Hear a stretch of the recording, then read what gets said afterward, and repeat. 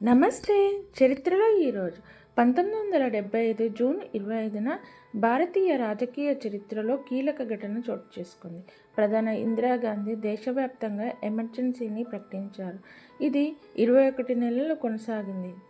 June 25, 1975 నుంచి మార్చి 21, 1977 వరకు Allahabad high court ఇందిరాగాంధీని ఎన్నికల చట్ట ఉల్లంఘనకు బాధ్యురాలుగా ప్రకటించింది. ఆమె ఎంపీ పదవిని రద్దు చేసి 6 సంవత్సరాలు ఎన్నికలలో పోటీ చేయడాన్ని నిషేధించింది.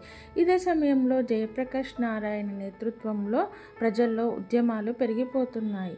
ఆందోళన నిమిత్తం దేశంలో అంతర్గత ప్రమాదం ఉందని చెబుతూ అధ్యక్షుడు ఫక్రుద్దీన్ అలీ అహ్మద్ ద్వారా ఆర్టికల్ 352 ప్రకారం ఎమర్జెన్సీని ప్రకటించారు. ఎమర్జెన్సీ సమయంలో పౌరుల మౌలిక హక్కులను నిలిపివేశారు. విచారణ లేకుండా అరెస్టులు జరిగాయి.